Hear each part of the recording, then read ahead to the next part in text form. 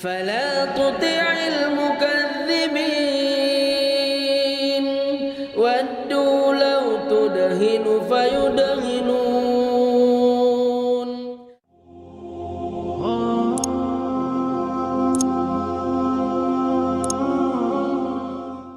When you see Kaaba and you see all the people who come and do tawaf near Kaaba, you have a feeling that you can imagine it. It was a dream come true, and I thank God I'm a Muslim person.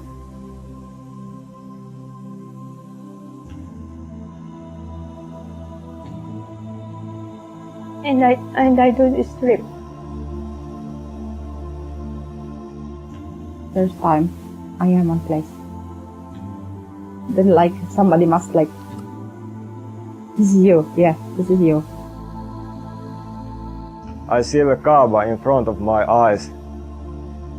It feels like my Iman has grown like 100 times more than it was before I came here. It's something most realistic thing in my life, in whole my life. If the whole life is dream, this is really there. It's like being now and to the end of the world. Really, is there. It's something what is sticking dunya and akhirah. I get a calling from one sister, and he asking me, Tanya, do you want to go to Hajj? I say, of course. I say, of course, but how it's possible? You can do it. You can do it, really. It's doing for free. Such person like me would become to Islam and just dreaming to come to Mecca. And I even now not quite sure that this happens to me. It's too huge thing for my life.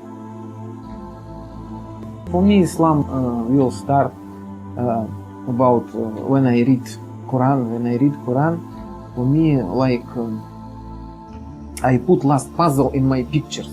This is everything like on the place. Everything I understand. Everything. Yes, this must be like speaking to Quran. When people start seeing, they come to Islam. It's not other way. It's not other way. It's not you have your religion. You have your religion. No. It's not that. It's only one religion in the world, and this is Islam.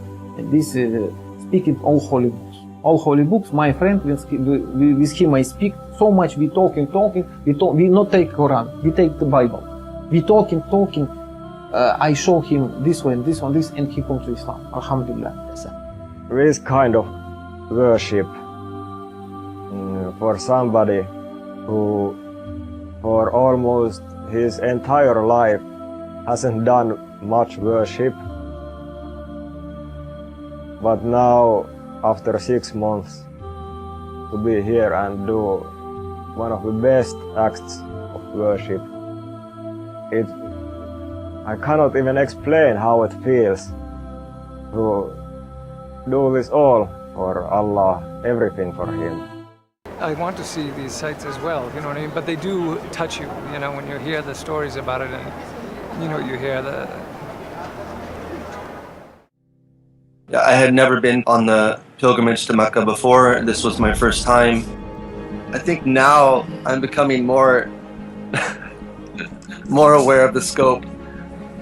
One of the challenges actually being in Mecca alone is really the type of patience you have to have. You know, imagine a few million people arriving in one place. You have to be very patient. Along the whole way, there was all these like reminders from God. You see a lot of poverty along the way. You're reminded of how blessed you are to have what you have. And at the end of it all, it's like, what are you ungrateful for?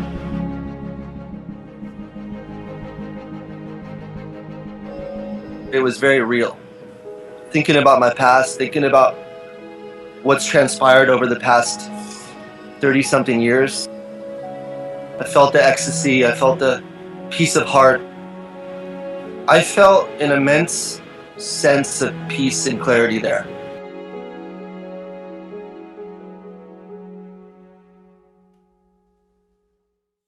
been a camp today. You say it's the first day of Hajj for us. There are lots of tents, and then people are moving about with two white clothes. And the reason for that is about equality and making people equal. There's no rank, there's no superiority policy here. You're all equal in the eyes of God. There are people here of different colors, being white, Arab, black, all over the world. They are all in one spirit. Islam shows everyone is equal in the eyes of God.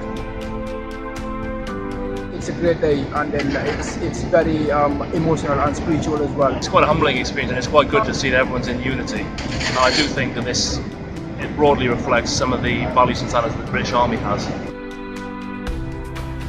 Hajj itself is not supposed to be an easy thing, it's supposed to be a trial. And this trial is supposed to make us better for the future. We're hopeful that we'll be able to take some of that spirit back to our homes and to the UK and to our families. I feel quite sad that I'm leaving, and I'm just left with this continuing feeling that I need to return here. So my family has concerns and issues,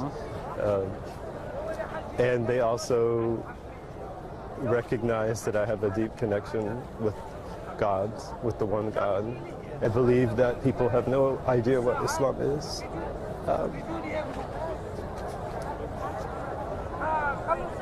Originally from Texas, Habib now lives in California. He says his biggest challenge is to change misconceptions in America about Islam. ولا تطع كل حلاف مهين